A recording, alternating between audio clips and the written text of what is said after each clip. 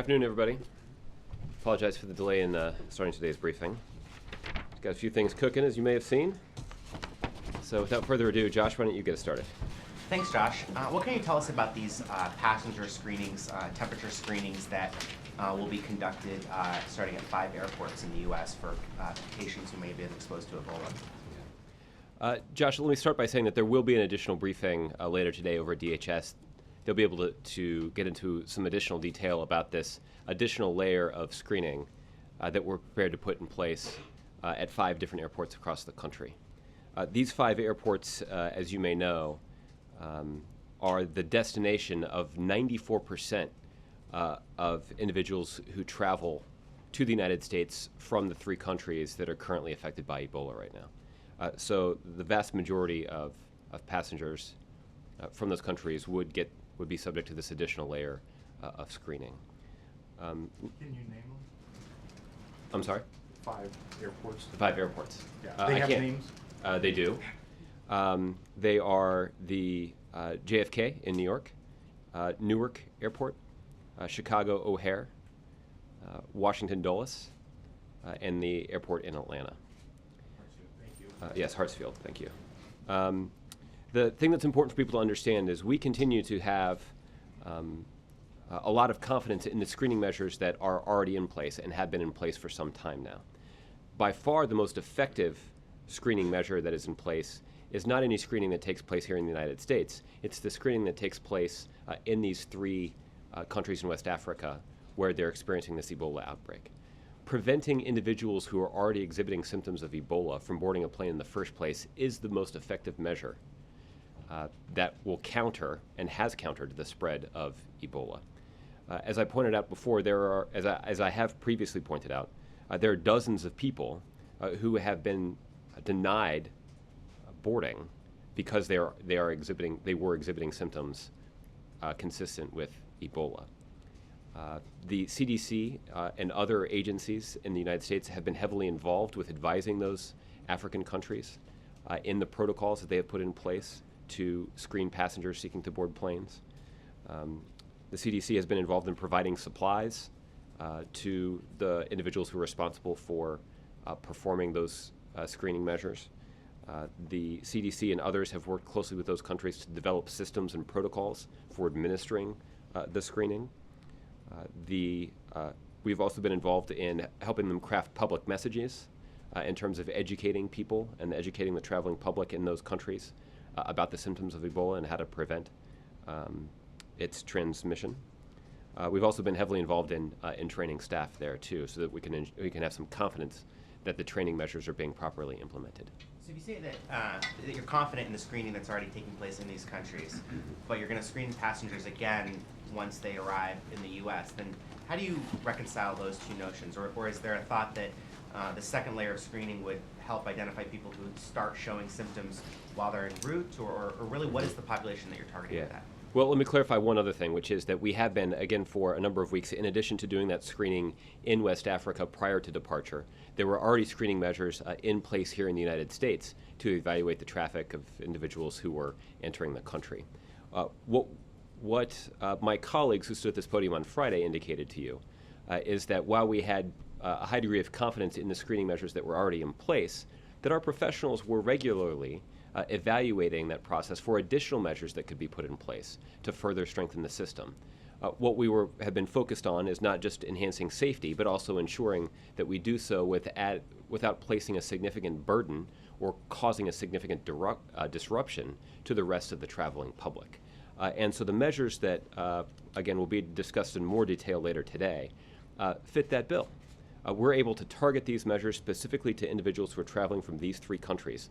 This is a relatively small group, well, not relatively, this is almost by any measure, a very small percentage of the broader traveling public who will be subject to these additional measures. We're talking about, on average, of about 150 people total at those 5 airports, not 150 people total at those 5 airports every day. Yes. What? Yes. Passengers?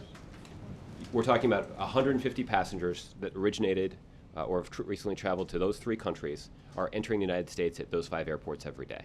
So this is the point is that this is an additional layer of screening that can be targeted to that small population in a way that will enhance security, but also minimize disruption to the broader traveling public.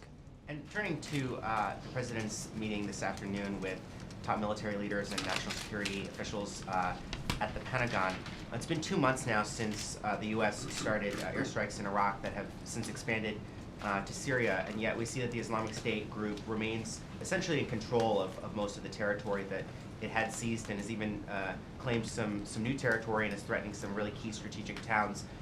Is it fair to say that the President and his advisors will be rethinking their strategy or taking a look at whether what we're doing right now has the chance to be successful, considering the resilience that the Islamic State group has shown? Well, Josh, I think it is fair to say that the President and his team are continually evaluating the strategy we have in place to measure what impact that strategy is having so far. Without a doubt, we have made important progress because of the strategy that we have put in place.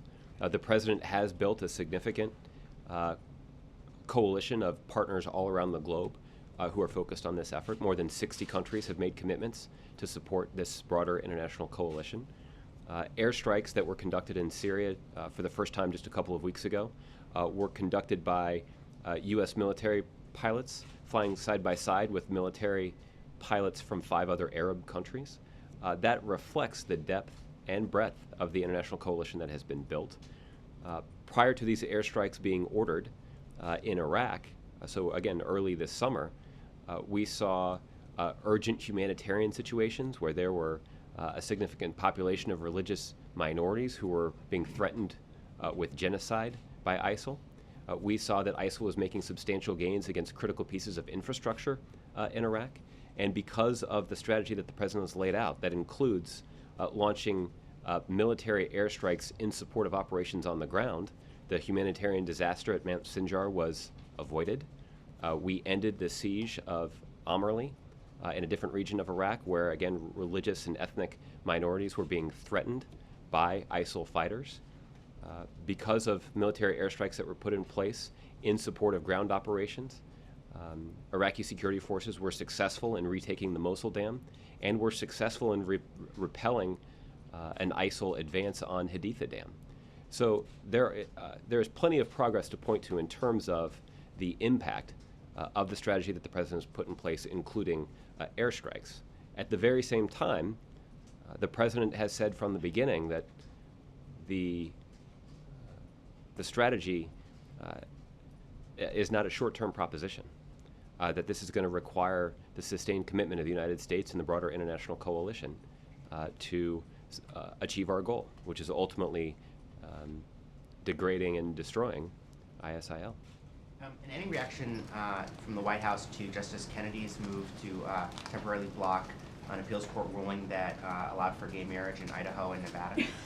I've seen those reports, Josh, but I don't have a reaction from here. We'll see if we can get one for you, though. Anything more on the decision from earlier this week that affected many more states from the Supreme Court? Did you guys get a chance to take a closer look at that?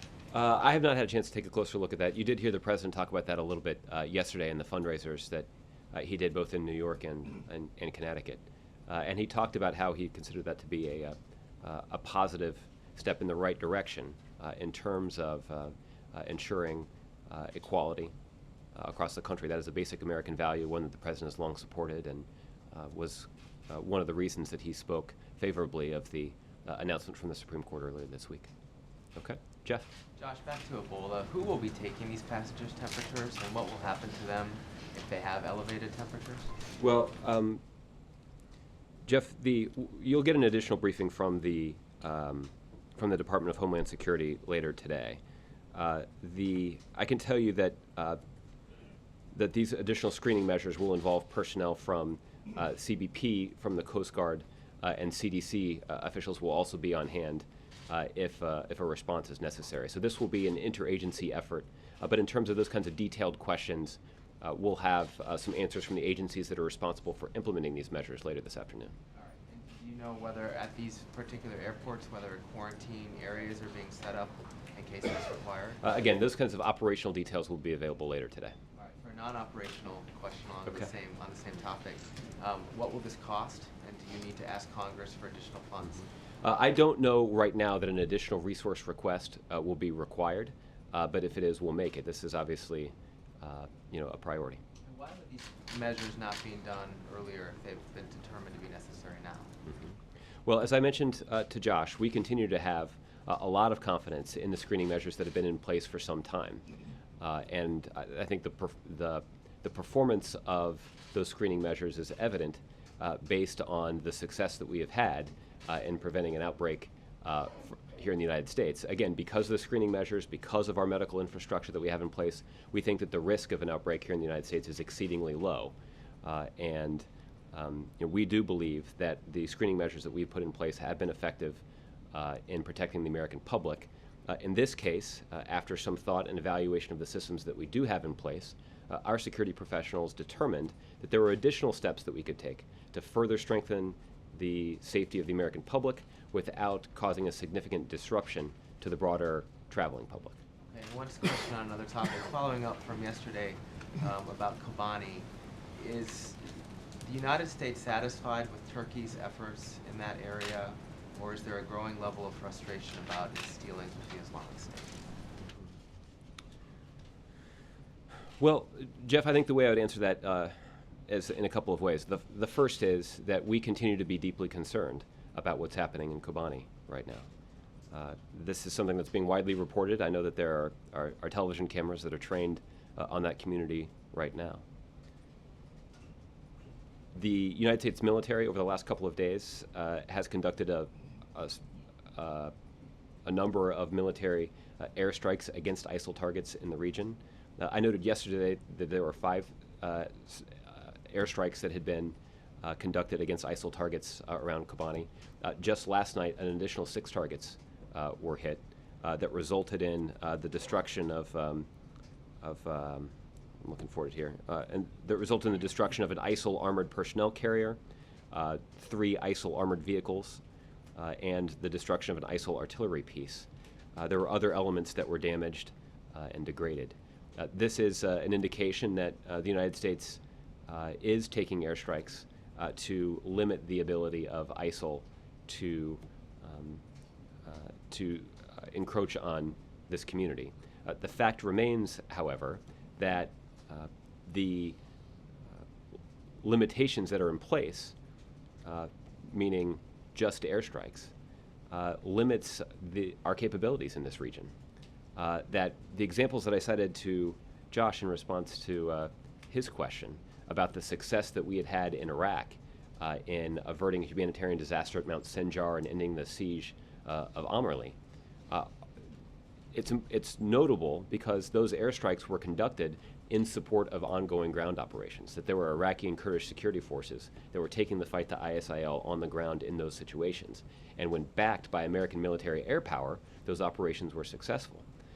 That sort of ground operation doesn't currently exist in Syria right now, and that will limit the effectiveness of the United States military to have the same kind of impact on the situation in Kobani.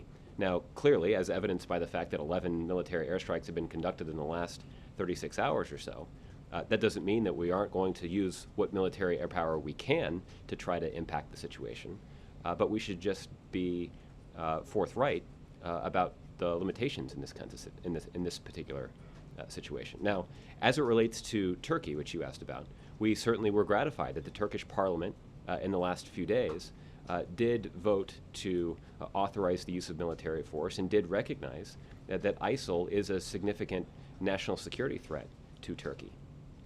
That aligns Turkey with the broad international coalition that the United States has been leading against ISIL.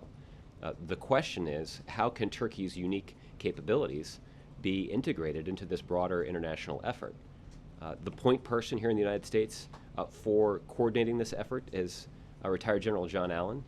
He is headed to Ankara tomorrow to meet with Turkish leaders about how to integrate their unique capabilities and into the broader international effort. And that will be an important part of what we're doing here.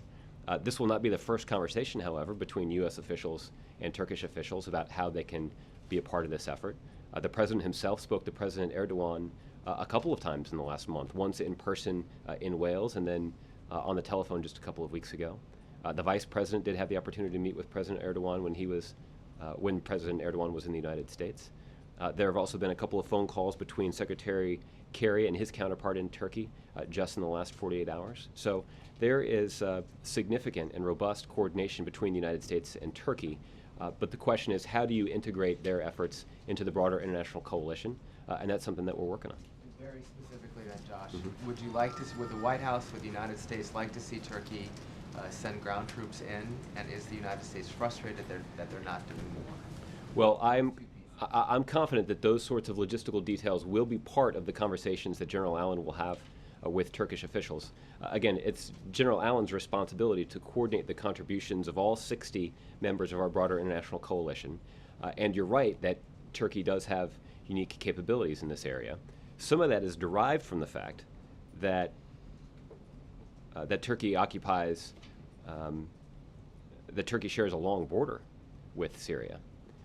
Turkey right now is dealing with more than 1 million refugees that have fled violence as a result of the Syrian conflict. So the stake that Turkey has in the outcome here is significant and very direct. It is not in the interest of that nation for this kind of violence and instability to be emerging literally on their doorstep. Sounds like you're saying the U.S. would like Turkey to do more. The United States would certainly welcome Turkey's participation in this broader international coalition, and we're gratified that the Turkish parliament has indicated a willingness to do so. Okay? All right, let's move around a little bit. Mara. You said the screening at the airports are going to be from passengers from West Africa. Do you have specific countries?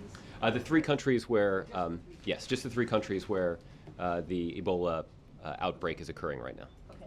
And also, I know you've been very candid about the limitations of the airstrikes. You know, what's going to fill the vacuum? I mean, if there are no ground troops, ours or anybody else's in Syria, you know, why do the airstrikes at all? In other words, what happens in the meantime? Well, let me answer that question in a couple of ways. First of all, I'd refer you back to sort of the way that we've talked about our strategy so far. And that broader strategy is significantly aided by airstrikes. That the airstrikes can have an effect of taking out certain command and control facilities that ISIL does operate in Syria. Military airstrikes can and have been effective in targeting the flow of oil that ISIL benefits from logistically and financially.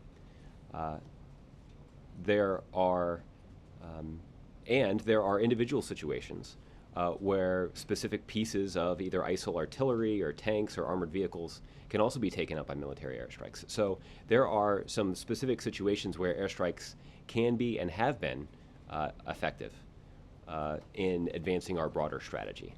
Limitations, however, do exist when it comes to trying to deal with urgent humanitarian situations that are being threatened in a relatively urban environment here. When we're talking about close quarters, you know, these kinds of airstrikes are less effective. Just to follow up to that, I mean, you've been pretty clear about what you think about some of the criticism you've been getting from former administration officials, the question of when it is correct to write a book.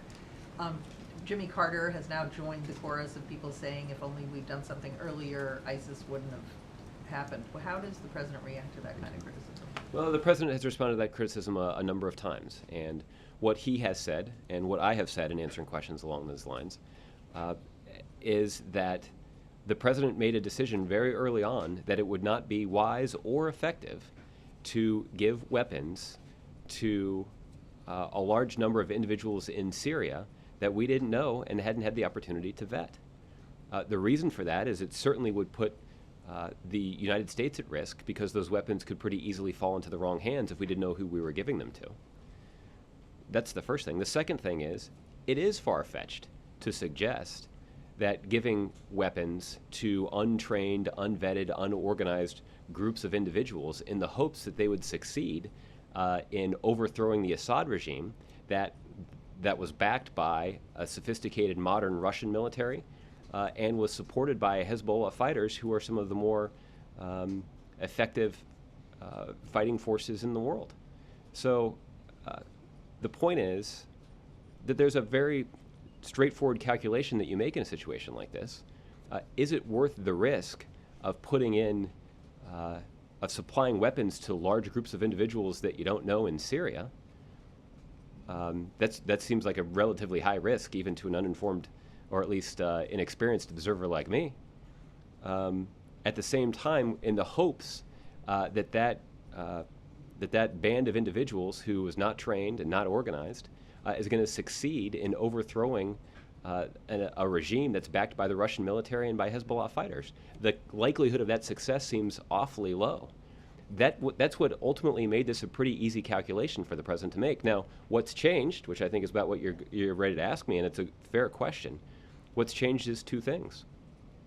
One is we have spent the last 3 years vetting these organizations, and that's why over a year ago the United States did indicate a willingness to start supplying assistance, both military and non-military assistance, to these to Syrian opposition fighters, because we had a greater sense of who we could count on to be fighting for the right reasons and fighting the right elements. Secondly, we also are optimistic that, well, I guess there are two more things I want to say. The next is we're going to ramp up that assistance, and that's why we were pleased that Congress voted to give the administration the authority to devote additional resources to training and equipping these Syrian fighters. We're working with our allies, including Saudi Arabia, that's indicated a willingness to house these training operations. That will make them a more effective fighting force. Secondly, we're also confident that this fighting force will be more effective when they're backed by airstrikes from the United States military and airstrikes from our coalition partners. That will have an impact on the battlefield, and that's certainly not something that was contemplated 3 years ago. Okay? All right. John. Josh, on Syria, you're very candid in talking about the limitations of the current policy because there are no ground forces. Is it fair to say, to put a finer point on it, that what we are doing right now is failing to roll back ISIS? No, because for the reasons that I cited, there are a number of examples where we have succeeded in rolling back ISIL advances in Iraq. But I asked you specifically about Syria, where we don't see them rolled back. We actually see them taking new territory now, taking over a town right on the border with Turkey. Mm-hmm. What we have succeeded in doing in Syria, which is consistent with our broader strategy, is that we have succeeded in taking out certain elements of their command and control structure. We have succeeded in destroying some elements of their logistical capacity, including some oil refineries. We have succeeded in shutting down some of the channels through which ISIL receives its financial support. So we have made progress in degrading ISIL. That ultimately is the strategy that the president laid out.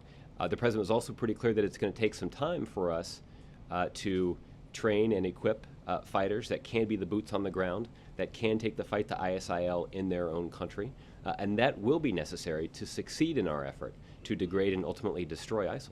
But if that's all true, then why are they still able to take over additional territory? Because if you've degraded them, if you've done all the things you described, and yet they're moving forward, not backwards. Because the president has been clear that this is a longer-term proposition, and that we have succeeded in striking some of these targets. Well, the targets you mentioned today was taking out basically 4 vehicles and an artillery. Right, and I'm glad you asked that, because let me clarify that. That is just around Kobani, right? So that's just in this one area of the country. There are other strikes that have been taken that have degraded their logistical ability, that have degraded their command and control structure, that have degraded their ability to supply their troops with money and other things. So there has been a broader effort underway that is consistent with our strategy that has been successful so far, but there is still a lot of work to be done, and that our strategy is reliant upon something that is not yet in place, and that is a Syrian opposition that can take the fight to ISIL on the ground in Syria. And those that we are training, we're talking about initially a force of 5,000 Syrian opposition forces. It won't be ready to go until the spring at the earliest, according to what we've been briefed on. I mean, how is that going to be enough to? Well, for those kinds of operational details, I'd refer you to the Department of Defense. They have the lead on running this training and equipping operation.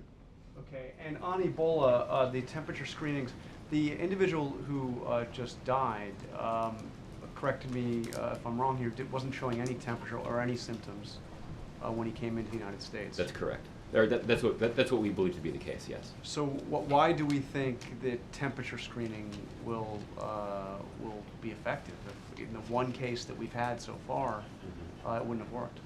Well, it's appropriate for you to mention that we've had one case so far. This Ebola outbreak began more than 7 months ago. So I think that is an indication of the success that we have had in containing this outbreak here in this country. There obviously is a lot more work to be done at the source, and we will not have done everything we need to do to protect the American people until we have confronted this outbreak at its source. What's important, what this goes back to, John, is the basic medicine surrounding how Ebola is transmitted. The only way an individual can catch Ebola is by coming into close contact with the bodily fluids of an individual who is displaying symptoms of Ebola.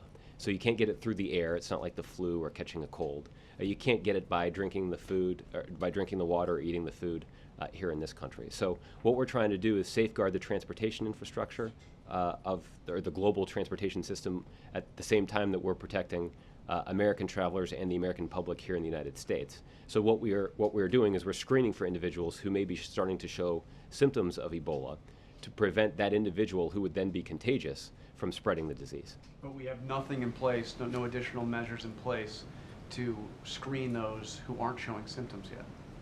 That's correct, and that's because those who are not showing symptoms are not contagious. But they could be within days of getting here, and they'd be in the country.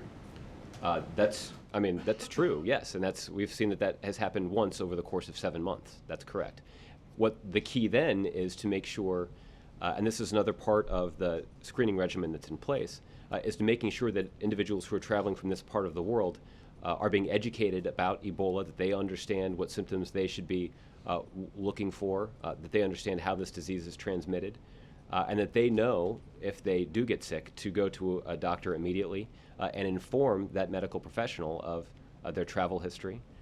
Because what we're trying to do here is we're trying to quickly isolate cases of individuals who are showing symptoms, and that's the key, because it's only when you're showing symptoms that you're contagious. And then just one last one on the fundraiser in Connecticut. So if you can just remind me or give me a latest estimate on costs and cost sharing. So Marine One lands on a polo field at Rich Richmond's place or whatever. I mean, this is this expensive operation. Mm-hmm. Do you have an estimate for how much it cost taxpayers for the president to take this fundraising trip, and how much of those costs were reimbursed? Mm-hmm. I don't have those numbers in front of me, John, but we can look into our. At least what we can do is we can at least try to explain to you what the policy is, so that we can give you some greater insight into how that's handled. Okay, thank Okay. you. All right. Michelle? I think in the last few weeks, we've heard from the administration that ISIS had advanced more quickly than expected over the last 6 months or so. Is it fair to say now, even with weeks of airstrikes, that ISIS continues to advance more quickly than expected? Well, Michelle, I think as I said in response to Josh's question, that over the last several weeks we have had success in repelling ISIL advances. They were advancing on the Haditha Dam. That advance was repelled. They had advanced on the dam in Mosul, in fact, even taking over that dam for a brief period of time. But because of the efforts of Iraqi security forces that were backed by American military air power, the ISIL had to relinquish the dam once again. There was a siege at Mount Sinjar where ISIL forces were promising to carry out a genocide against religious minorities there. Because of the success of Iraqi security forces backed up by American airstrikes, ISIL forces had to give up their positions around the mountain, and they weren't able to victimize these minorities. A similar situation occurred in Amerli. So there have been a number of things that we can point to indicate the effectiveness of these operations. But this is not this is a long-term proposition that we're embarking on here, and the president believes it is in our core national security interest to do so, but it's going to take some time. Did you expect them to continue to advance in Syria in the way that they are? Well, we have been clear about what is going to be required for success in Syria. We have succeeded in degrading their command and control structures. We have succeeded in degrading their ability to get oil to the front lines, which is important for their logistical capabilities. We have succeeded in shutting down some avenues for obtaining financing for their operations. Some of that is due to the efforts of my colleagues over the Treasury Department. Some of that is due to the success of our military airstrikes against their oil refining capacity. For some time now, ISIL has essentially sold oil for money that's then used to finance their campaign of terror.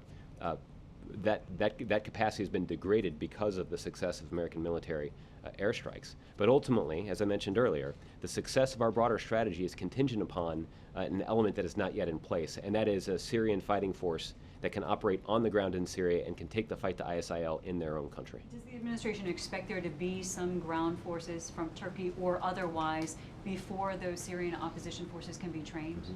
Well, this is one of the many things that General Allen will be discussing with members of our broader international coalition here. We have 60 countries that are on board as part of this broader international coalition, and what he is currently engaged in doing is evaluating what kinds of contributions can be offered up by these member countries and integrating them into the needs of the broader military operation that is being led by General Austin, who's the commander of Central Command. Do you expect it to happen before Syrian opposition troops can be trained? Well, again, this is, I don't want to get ahead of any conversations that General Allen may be having with members of our broader coalition. Okay, and last question on Ebola. I'm a little bit confused because I know that we've been hearing that you're confident in the measures that are in place and have been in place screening-wise in West Africa. So what then is the point of doing the exact same screening on the other end of a flight? You know, we're talking half a day's time. Wouldn't it be more practical to screen them several days after they arrive in America if they're staying that long? Like, what's the practical point of screening them at the beginning of the flight and then exactly the same at the end of the flight? Well, Michelle, we have confidence in the screening measures that are currently in place in West Africa. Dozens of individuals have been denied boarding because they are exhibiting symptoms that are consistent with Ebola. So those measures are effective and, frankly, are the most important part of this multi-layered screening approach that we have implemented. When it comes to the screening measures that are in place here in the United States, what we're essentially doing is adding another layer of security. And this is another layer of screening that individuals who are coming from those three countries will have to go through. And what that will do is it will add some confidence in our ability to continue to protect the American people from an Ebola outbreak. So you're completely confident in the measures there, but you're adding more confidence here? That's right. This is a multi-layered screening approach, and what it demonstrates is our commitment to ensuring the safety of the traveling public and the safety of the American people right here at home. Okay. Alexis. Josh, can I follow up on what Michelle was just asking you? Dr. Fauci and other medical specialists, understanding that this was under discussion since at least Monday when the president was talking to the officials about this, have said that there will be a lot of false positives, and that was one of the downsides of adding something like this, the screening. Because the president did discuss this with officials on Monday, can you describe how the government has wrestled with this idea that many international travelers coming from those countries will perhaps have a temperature that is totally unrelated to Ebola, but the first reaction will be to assume that they are infectious or can transmit the disease, and what the downside of that is and how they will be handled? Alexis, my colleagues at the Department of Homeland Security and the CDC are going to be doing a briefing later today where these kinds of detailed questions can be asked and then answered by the professionals who are responsible for implementing this policy. Let me just say as a general matter, let me restate something as a general matter that I mentioned earlier, which is the reason that we have some confidence, the reason that this approach makes sense is it is a way for us to target this additional screening at a small population of the traveling public. That we can do this in a way that doesn't cause a greater disruption to people who are coming in and out of these major American airports. But what they can do is we can target these measures in a way that a very small number of people are inconvenienced.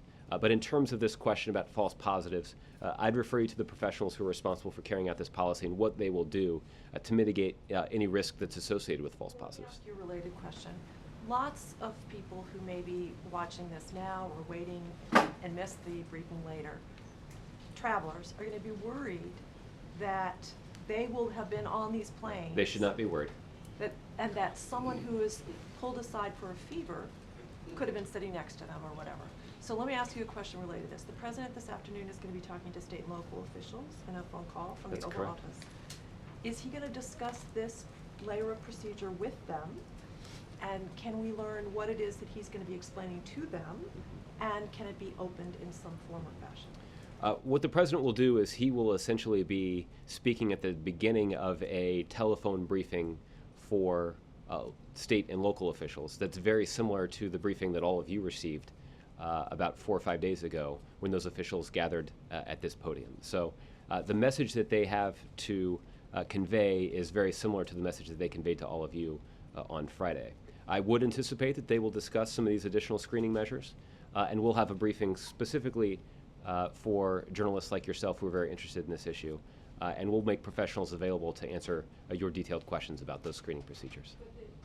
But the president's conversation will not be in any way available to journalists here. That's correct. Richard? When is this briefing? The president's doing a phone call in an hour or so. No, you said there'll be an additional briefing for us. Yes, this is something that will be organized by my colleagues at the Department of Homeland Security and the CDC. Okay. Richard? Thank you, Josh. The Canadian Parliament has authorized the military force against the Islamic State, but for just like for several other members of the coalition, it's only for a 6-month period. Where does the president see the fight against the ISIL in 6 months from now? Well, I'm always reluctant to predict the future, particularly when I'm standing here. What I can tell you is that the success that we will have in implementing the strategy over the next 6 months will benefit significantly from the contributions of nations like Canada that have a sophisticated military capability that they can add to this fight. So we certainly were pleased from the vote in Canada, and I'm confident that if American officials haven't, that they will soon be in very close touch with our partners in Canada about what sort of contribution the Canadians are prepared to make to this broader international coalition. But the president must have an idea of where things should be.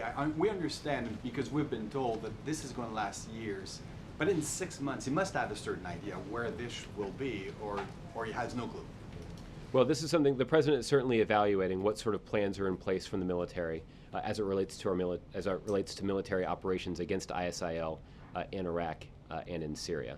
I'm not in a position to discuss those plans either in a short-term, in a short-range planning or long-range planning. But the president has indicated exactly what our strategy is, which is that we're going to use the air power of this broader international coalition in support of troops on the ground.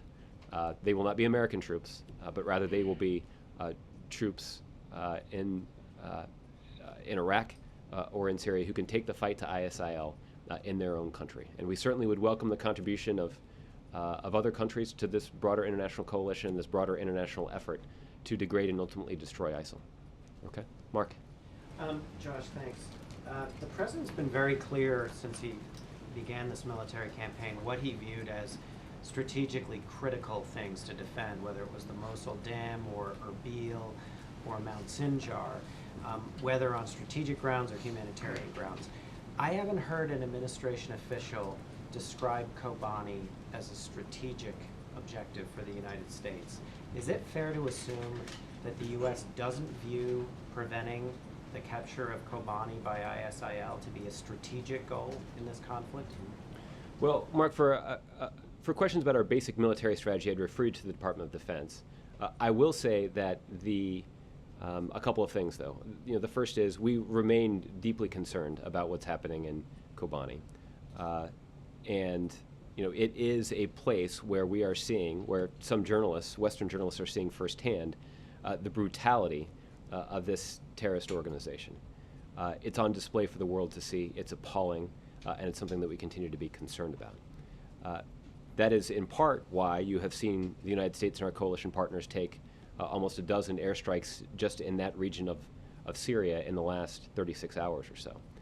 At the same time, the broader strategy that the president has laid out for combating ISIL is focused on degrading the command and control ability of ISIL. There are a number of command and control targets that have been destroyed by the U.S.-led coalition bombing campaign. There are other targets related to ISIL's ability to fund their operations and to supply logistically their operations that have been destroyed or significantly degraded because of military operations that were ordered by the President of the United States. So we have implemented this specific strategy. We continue to be concerned about what's happening in Kobani. But ultimately, our broader strategy when it comes to Syria is contingent upon a ground force that can take the fight to ISIL in that country. Our overall goal here, it's important to remember, because this is where the intersection with American national security priorities is most significant. Our overall goal is related to ensuring that ISIL and other extremist groups cannot use the power vacuum that exists in Syria right now as a safe haven from which to plot attacks against the United States. That is our central goal, and that is what our strategy is arrayed around. Would you liken the potential humanitarian crisis or catastrophe in Kobani to that of Amerli or Mount Sinjar? It's hard for me to make that assessment. I actually don't have a good sense of the number of individuals that we're talking about here. But as I mentioned, Kobani is a place where the brutality of ISIL is on full display. It is something that we're concerned about. It's something that we're acting against. And it certainly bolsters the moral case that this president and other world leaders have made about the necessity of the international community to act in the face of this extremist organization. And last question, the French have come out in support of a buffer zone, which is a Turkish idea, obviously, for protecting displaced people in that region. What's the U.S. position on a buffer zone? This is something that the Turks themselves have raised on a number of occasions, and we've obviously talked to them about that. It's not something that is under consideration right now, though. Okay. Justin. I wanted to ask about an essay that was in Fox today that's been getting a lot of play on immigration. It's titled... I'm sorry, what that was in Fox?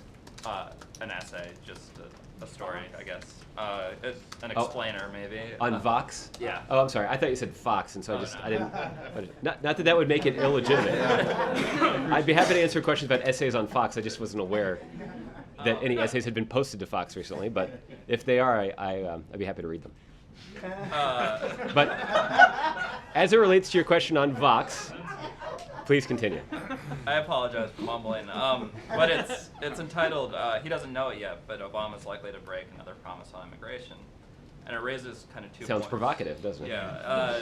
That's Fox. 2 points that I wanted to get your reaction to. The first was chasing down the idea that you and the president have said that any executive orders he's going to take on immigration will be more politically stable after the midterms. And the point that the essay raises is that by pretty much all accounts, Democrats will lose seats to Republican candidates who are running against immigration reform in this election. So why does the White House believe that these immigration reforms after November are going to be more sustainable than they are now, while Democrats who are representing the American people and have voted for immigration reform are in office? I'm not ready to concede any Democratic losses in the midterm elections. The American people will have their vote, and the president and I both believe very powerfully in the message that's being delivered by Democratic candidates in these races all across the country, that the values of the vast majority of Democratic candidates who are on the ballot are consistent with the values of middle-class families across the country. And I do think that will, the consistency of those values and of those priorities will have an impact on the electoral outcome. So setting that aside, the question I think really is around what sort of political dynamics are in place in advance of the midterms around the issue of immigration. The fact is, or I guess the concern is, that had the president moved forward with his announcement prior to Election Day, you would have seen Republican candidates do more to make the immigration issue central to their campaign. And in the event that they were successful in their campaign, the concern would be that they would cite their opposition to immigration reform as a reason for their success. That is not a storyline that the president wanted, or that anybody here wanted to contribute to. This is about, now I will just say that I do not think that there are, well, let me say it this way, I don't think in the vast majority of congressional races that it is a particularly wise or popular decision to say that you're against common sense bipartisan immigration reform. So the reason I say that is that this is less an issue about trying to dictate or influence the outcome of the elections, and more about making sure that the immigration issue is not a casualty of the post-election political analysis. And that is a complicated case to make, but it is important to protecting the political viability of an issue that the president thinks is a top domestic priority, and that's immigration reform. Just to follow on that a little bit, I guess the other argument that's made is, although the president has repeatedly said that he will act between November and the end of December, coming up right after that are going to be budget battles and battles over the debt ceiling, which Republicans have already indicated that they're likely to try to put as a condition of any raising of the debt ceiling or passing a new budget, that the president not act on immigration reform, or that that he repeals whatever executive action he takes. And so what I'm wondering is, can you guys say now that the president would flat out veto, in a way that you have in previous battles over Obamacare, any attempt by Republicans to condition whatever legislation comes through Congress on revoking the immigration? Well, Justin, I don't think that there are many analysts that believe that the political standing of the Republican Party was enhanced by shutting down the government. So I would be surprised if Republican leaders chose to pursue that path again. At the same time, I also heard Republican leaders in the aftermath of the last budget showdown indicate that they would never again hold hostage the full faith and credit of the United States of America. And I take those leaders at their word when they say that no one should do that. Well, that didn't really answer my question, though. If they do it, well, but I guess the point is, I don't. The point I'm making is, I think most people, even in the Republican Party, and I hesitate to speak for them, I don't think they want me to, but let me just do it based on my own observations here, that I don't think that many Republican political professionals believe that the standing of their party was enhanced politically by shutting down the government. And I take the leaders at their word when they say that vowing to hold hostage the full faith and credit of the United States is an unwise strategy, both politically but also substantively for the United States. I take them at their word on that. Obviously, these Republican leaders are going to have some influence, significant influence even, over the strategy that Republicans pursue at the end of this year. The only reason it was a hostage situation was you guys flatly said that you would not sign any bill that overrode Obamacare, right? No, I think the reason it was appropriately described as a hostage situation is because Republicans took hostage the full faith and credit of the United States. The fact that we received a ransom note doesn't mean that we're responsible for the hostage taking, does it? Let's say that you receive a hostage note again. I mean, it's happening. Again, I think my point is I don't think, and I certainly hope it's not going to happen again, both because the vast majority of Republicans don't think it's in their interest to do so, and important members of the Republican leadership have ruled out doing it. If I'm an immigration activist here right now, and you won't say that, even though you believe that it's unlikely that the president would veto legislation that rolled back this executive order, why would I feel confident that the president is actually committed to immigration reform, since he's already delayed this measure past the deadline that he set for himself? Well, again, I think the president's performance and record on immigration reform should properly be evaluated in the context of executive actions that he will announce before the end of the year. Major. Josh, on behalf of the Correspondents Association, I'd like to engage you into a dialogue about this conference call this afternoon. You from the podium have said several things that are relatively important in this context. One, this is a hugely important job for the president. He's engaged all members of his administration in trying to do it. Communication with the public at the state and local level about the public health, public transportation, and coordination of a response is vital, not only as a matter of practice, but as a matter of communication. All of those things will be present on this conference call. During the entire crisis, so-called, about how many people were signing up or not signing up for Obamacare, we were typically allowed to call into a conference call in which the Health and Human Services Secretary would talk to state and local officials about implementation of Obamacare. This strikes me as something far more important and a far greater public visibility and interest than that. And I would urge you to give us an opportunity to hear the President dialogue with these state and local officials, not on our behalf, but on behalf of the country and on behalf of an agenda you said is important for public knowledge and comfort about this issue. Major, what we will do is we're going to convene a briefing later today with. That briefing is your obligation. You're obliged to provide that briefing to all of us because this is a public policy issue. That's not a gift. That's not a favor to us. I'm not suggesting that it is, but Okay. I would like to take advantage of the opportunity to answer your question. What we will do is we will convene a briefing later today with the experts who are responsible for implementing this policy. We do believe it is in the public interest for them to have all of the details about this policy and to have a very clear assessment of what risk is facing the American public. It's important for them to understand that because it's our belief, based on the protocols that we have in place, that that risk is exceedingly low, and people should understand that why that's the case.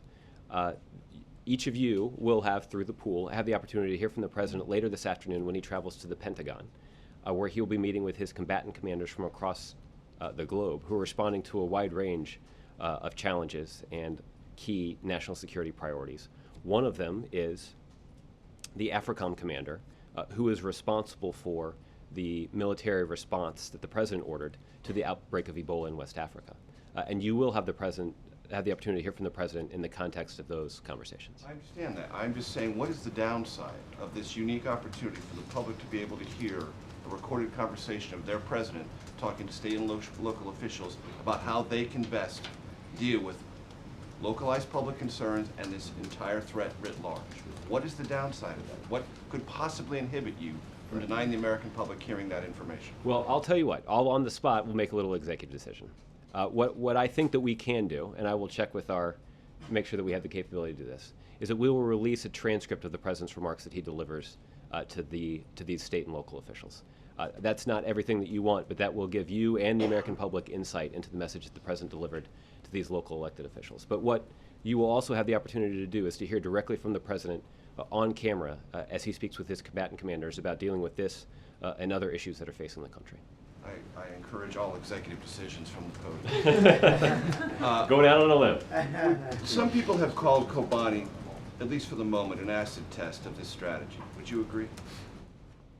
I would not agree with that assessment. I think what is the test of the strategy in Syria is to look at what the strategic objectives were, and then to evaluate them accordingly. One of our objectives in Syria was striking the command and control structures. We have made some progress on that. The job's not done.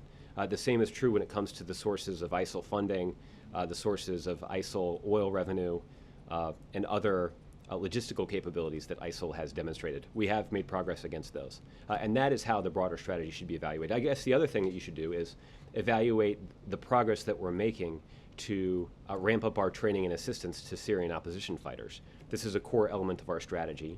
We're still in the very early stages of that. So that is, I think you could say that would be an in-progress assessment of that status.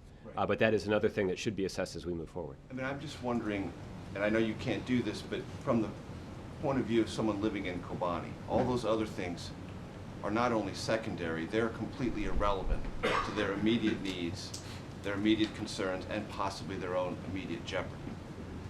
And I'm just wondering if those who observe this say this is a proof positive why air power alone can't solve this problem. And you have what is suggested to be a potential, I'm not suggesting it will happen, but a potential massacre. And we're not going to do a humanitarian relief mission. The Pentagon says, well, there's lots of terrible things going on in Syria. This is just another one of them. It does seem like a moment in which to evaluate the visible limitations of this strategy. And I think I've acknowledged that from pretty close to the very first question that was asked in the briefing, that there are limitations associated with the exclusive use of air power. That is the situation that we're operating in Syria right now. The President is not willing at this point. For the residents of Kobani and any other city in the next 6 months just have to wait. Well, for the residents of Kobani, they should understand that the United States and the international community is deeply concerned about what's transpiring there. It has put on full display the brutality of ISIL, and you have seen the U.S. military carry out airstrikes in this region that have degraded the ability of ISIL to carry out this function. Now, is this going to stop ISIL from overrunning Kobani? No, I don't think anybody knows. That's why we're concerned about this situation. It's why that another core component of our strategy is training and equipping Syrian opposition fighters so that they can take the fight to ISIL on the ground in their own country. That will be a key component. That is a key component of our strategy and will be critical to our broader success. That when we have an arrangement where U.S. and coalition fighter pilots are carrying out airstrikes in support of ongoing ground operations, that will have a pretty dramatic impact on the conditions on the battlefield. But right now, because those Syrian opposition fighters aren't in place, our capabilities are still powerful, but they're limited. Okay, Ed? Josh, since Fox was mentioned, I want to ask about that noted essayist and author Bill O'Reilly, who had Leon Panetta on last night. Best-selling author. Best-selling. A number of best-selling books that he's I written. appreciate you mentioning that. Yes, I'm sure he appreciates it more. It more. Did we just guarantee that we're on the show tonight? Hopefully he'll share. Leon Panetta, I know you were asked about this Monday at the last briefing and in the gaggle yesterday, but beyond the policy differences, beyond the headlines of the book, specifically he told Bill O'Reilly last night he has questions about the president's leadership style and was saying specifically on ISIS that the president needs to, quote, develop the will to fight and get into the ring and make it happen. And went on to say that he thinks too often the president approaches these kinds of things like a law professor. So beyond the headlines, how do you respond to those kinds of criticisms from a former insider about the president's leadership? Ed, I think the success that we have had in about a month or so in building a coalition of 60 countries from around the world who have joined the United States under the leadership of the President of the United States to take the fight to ISIL is an indication of the kind of leadership and influence that the President continues to have around the globe. This is influence the President wields to benefit the global community. Most importantly, this is influence that the President wields to benefit American national security. That's what the President's focused on when it comes to demonstrating his leadership around the globe, and that is leadership that has made the United States of America safer. Another thing Panetta said was, we can govern either by leadership or by crisis, and today we are largely governing by crisis. And when you see Dan Pauls do a news story, a news analysis today in the Washington Post suggesting that this should not be seen as disloyalty, but he said that this should be seen as an attempt, for the president to reflect on his leadership style. Will there be any reflection here at the White House beyond the headlines of the book? Will there be reflection about what's been done and not done in terms of his leadership style? Well, I think in answering a lot of your questions on a range of topics today, I talk about how frequently the strategy that this administration puts in place is evaluated and constantly revisited for effectiveness and for success. And that where changes are necessary, the President and his team have not hesitated to do them. Where we can make additions, such as when it comes to screening travelers to the United States, we're willing to make additions. At the same time, the President is also dedicated to the strategy that he has put forward, and it's because of his dedication and commitment to that strategy we've had success in building a broad international coalition to take the fight to ISIL. So, I think what you see is a president that has a leadership style that is candid and direct and committed to protecting the core national security interests of the United States of America. And that's when you talk about changes after the 2012 election, the White House was upfront about saying we're going to get some fresh legs, bring in some new people. David Ignatius today suggests that he's been talking to people around here who think that maybe after the midterms there's going to be some pretty broad changes as well. What do you say to that? Well, I personally don't know of anybody who's planning to leave at the end of the year. It is, as you point out, customary and has probably been true since George Washington's second midterm election that some members of his staff left. So I wouldn't, I don't know. I'm sure somebody will fact check me. I would assume that it is, but who knows?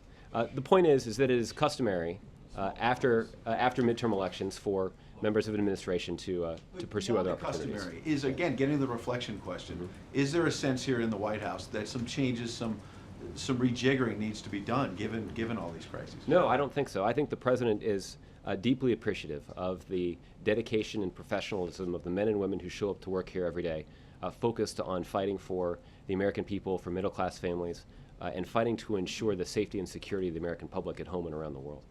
Okay, Chris. Let me ask you about the phone call a little bit more today, Josh, because you said it's going to be similar to what was said from that podium on Friday. So is it an acknowledgement that the message is not getting out to state and local officials? What's the purpose of the call if that information's been out there for days? It reflects a commitment on the part of this administration to have an open line of communication with state and local officials all across the country. We want to make sure that we want to make sure that all of these state and local officials have answers to questions that they may have, either about the broader federal response to this issue or what role they have to play in keeping their communities safe. We want to make sure they have all of the necessary information to reassure members of their public, that the members of their community, that the risk of an outbreak of Ebola in the United States is exceedingly low, that we continue to have screening measures in place, both in Africa, in transit, and here in the United States, that we have a medical infrastructure that can quickly isolate and treat those who contract Ebola and prevent its spread, most importantly. These are all reasons that the American people should have some confidence, strong confidence, in the ability of this government to prevent an Ebola outbreak in the United States. But this is a threat about which we were very vigilant.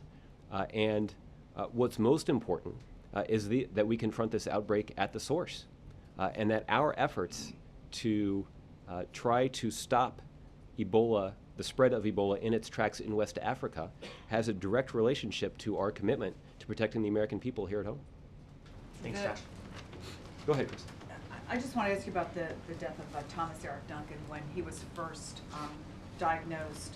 It did raise some questions about the preparedness to detect, to treat the virus.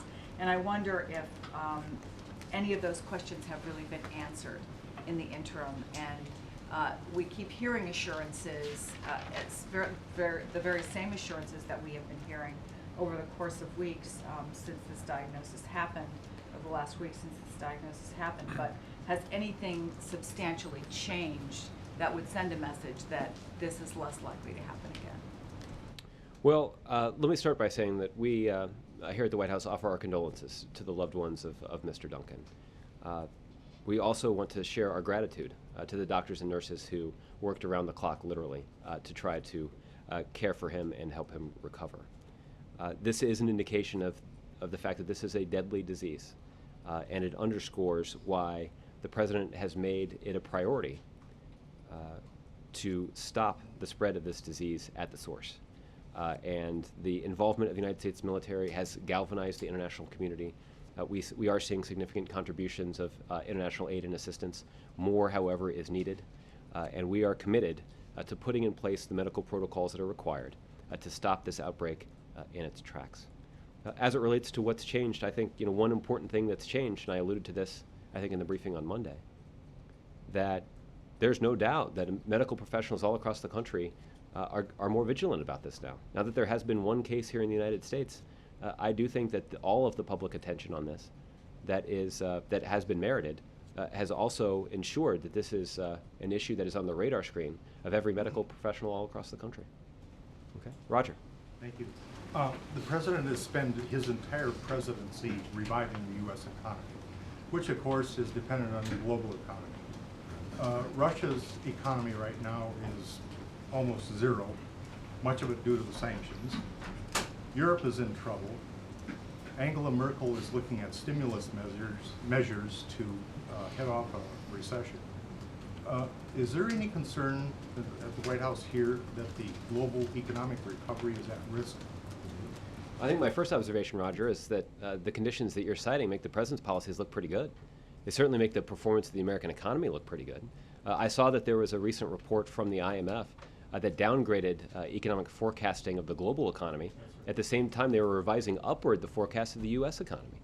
That's an indication that this economy continues to be extraordinarily resilient. You're not a large part of that. The U.S. economy is isolated, are you? I'm suggesting that the United States is showing the kind of resilience that other countries are desperate for. And think that a lot of that is due in no small part to the policies that this administration put in place in the early days of the Obama administration. Now, the bulk of the credit goes to the American workers who, through their grit and determination, have helped us recover. A bunch of that credit goes to entrepreneurs and innovators that are the strength of the American economy. But there is no doubt that the economic policies that this president put in place are the envy of the world. The U.S. economy is stronger. Europe needs to be strong too to buy our products. Is there no concern? Well, we certainly would. We certainly are hoping that the economy of our allies and partners around the globe strengthens. We certainly would like to see that happen. But the fact is that, you know, here in the United States, we've had 55 consecutive months of private sector job growth. That's the longest streak of private sector job growth in American history. We have seen over that course of time 10.3 million private sector jobs created. There is a tremendous record of progress that we have made here in the United States. And the fact that all of that is occurring against the backdrop of a global economy that continues to struggle is an indication of how strong the American economy is. It's a strong validation of this president's policies, and most importantly, it's a testament to the hard work and determination of the American worker. Thanks, Josh. All right, Fred, I'll give you the last one. Thanks, Josh. At least 5 states have the minimum wage on the ballot this year, November. But each of those is less than 10.10. Even the president's home state of Illinois is $10, just a tiny bit. Most are 8 or 9. Is that a disappointment or to the White House, or do you see this as a good first step? Well, Fred, what we have seen since the president first issued his call for a higher minimum wage is a number of states take action to raise the minimum wage in their states. I think there are 13 different states and the District of Columbia that have taken specific steps to raise the minimum wage in their states. We've also seen announcements from companies large and small all across the country indicating their commitment to paying their workers more.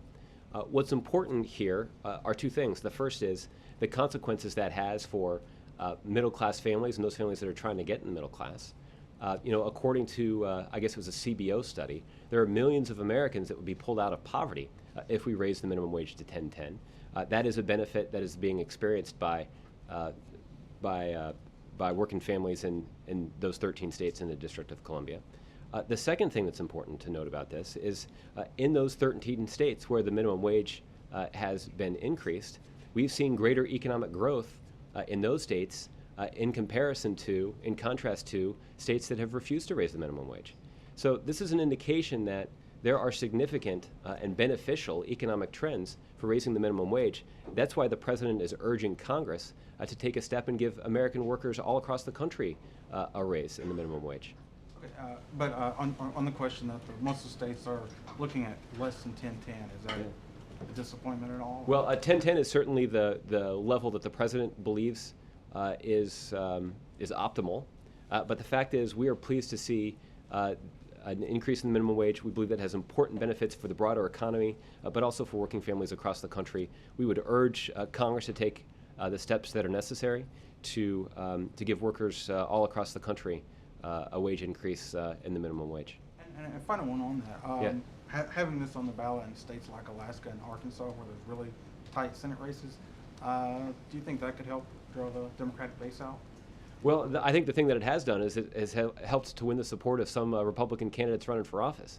So the more that we can build support among Republicans across the country for raising the minimum wage, we see that as a good sign. You know, the fact is, this did used to be a bipartisan issue. The last time that the minimum wage was signed into law, it was signed into law by President George W. Bush. So there's no reason this has to be a partisan issue. And the president certainly would enjoy the opportunity to work in bipartisan fashion with Congress to give all of America's minimum wage workers a raise. All right? Thanks, everybody. Have a good day.